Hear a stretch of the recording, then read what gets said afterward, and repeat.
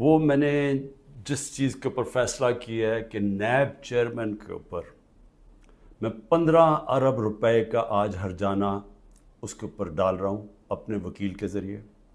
میں نے اس کو لیگل نوٹس بھجوایا اور میں آپ کو صرف موٹی موٹی بات بتانا چاہتا ہوں کہ میں نے یہ کیوں کیا ہے.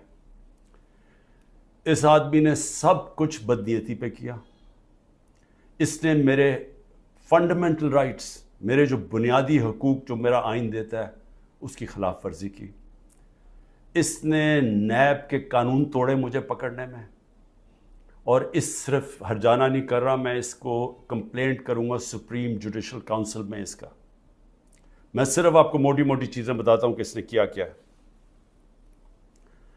28 اپریل کو، ذرا یہ غور سے سننا ہے، 28 اپریل کو فیصلہ ہوتا ہے کہ میرے اوپر یہ جو انکوائری کر رہے تھے اس کو انویسٹیگیشن میں تبدیل کرنا ہے. آپ سب کے لیے سمجھنا یہ ہے کہ جب انکوائری سے انویسٹیگیشن میں تبدیل ہوتی ہے تو پہلے میرے سے پوچھا جاتا ہے کہ مجھے انکوائری رپورٹ دکھائی جاتی ہے کہ میرے خلاف کمپلینٹ ہے کیا اور یہ کیوں تبدیل کیا جا رہا ہے انویسٹیگیشن کے اوپر.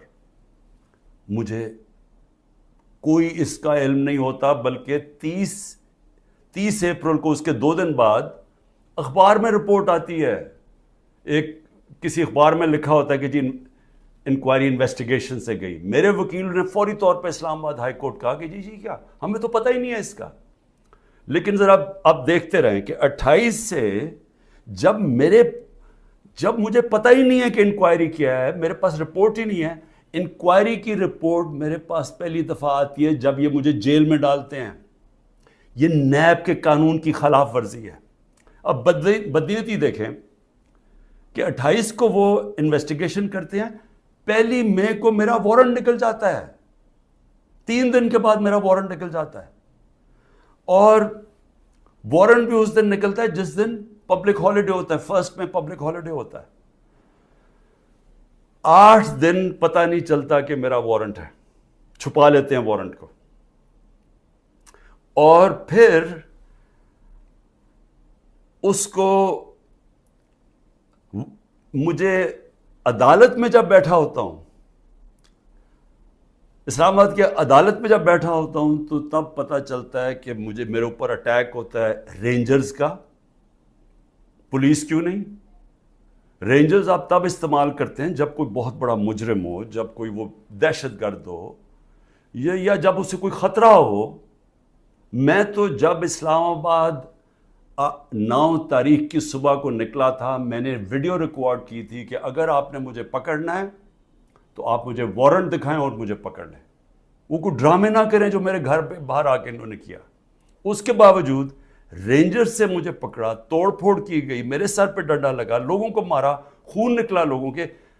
سٹاف جو تھا اس کو انہوں نے مارا، جو وہاں بیچارہ رجسٹری آفس کا سٹاف تھا. اور پھر جس طرح مجھے وہ لے کے گئے، ساری دنیا میں وہ تصویریں گئیں کہ جس طرح کوئی مجرم کو، دہشت گرد کو پکڑ کے لے کے جا رہے ہیں.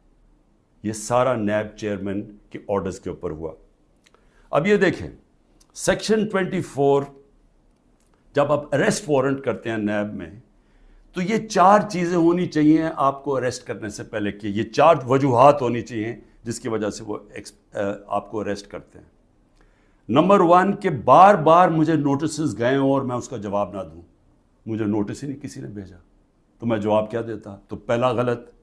دوسرا کہ میں مفرور ہوں، کہ میں بھاگا ہوا ہوں. میں عدالت کے اندر بیٹھا ہوا، میں مفرور کیسے ہوں؟ میں تو ہائی کورٹ کے اندر بیٹھا ہوا تھا. وہ بھی غلط. تیسرا کہ میں ایویڈنس کو چینج کر رہا ہوں. ایویڈنس ساری گورنمنٹ کے پاس پڑی تھی. القادر کی ساری ایویڈنس، یا وہ این سی اے والی، وہ ساری ان کے کیبنٹ پہ پڑی تھی، اور یا انہوں نے ساری القادر کی ساری چیزیں منگوا لی تھی، وہ ان کے پاس پڑی تھی. تو میں نے ٹیمپر کیسے کرنا تھا؟ یعنی میں نے اس کو چینج کیسے کرنا تھا، تبدیل کیسے کرنا تھا؟ اور پھر بار بار ایک چیز کرتا جائے آدمی، ریپیٹ کرتا جائے ایک جرم، پھر اٹھاتے ہیں. تو ان 4 میں سے بتائیں کہ کون سی میں نے غلطی کی تھی جو مجھے انہوں نے ایک دہشت گرد کی طرح، جس طرح مجھے انہوں نے اٹھایا ہے، یہ 4 ایک پوائنٹ بھی نہیں میٹ کر رہا تھا. اس کے علاوہ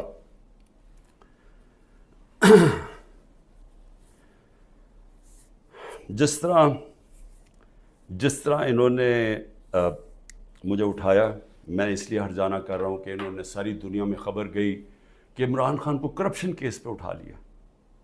اب یہ یاد رکھیں کہ شوکت خانم کے لیے اور نمل یونیورسٹی کے لیے میرے نام پہ، میری کریڈیبلٹی پہ 10 ارب روپیہ ہر سال اکٹھا ہوتا ہے، اور اس کے علاوہ جو کراچی کا ہسپتال بن رہا ہے وہ 30 ارب کا ہے، یہ تیسرا ہسپتال ہے، اور پھر نمل یونیورسٹی کی ایکسپینشن ہو رہی ہے، اس کے لیے پیسہ اکٹھا کر رہا ہوں۔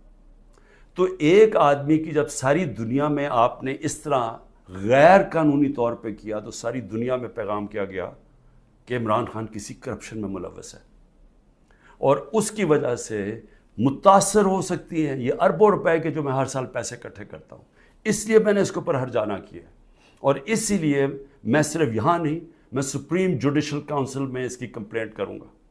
یہ بدنیتی کے اوپر ہوا، یہ چھپا کے انہوں نے کیا، یہ پہلے سے پلان تھا، یہ انہوں نے مجھے ذلیل کرنے کے لیے کیا ساری دنیا کے سامنے۔ آرام سے بھی اٹھا لیتے، پولیس آ کے مجھے پکڑ کے لے جاتی، وارنٹ دکھاتی، میرے پاس کون سی وہاں کوئی فوج تھی یا لوگ تھے؟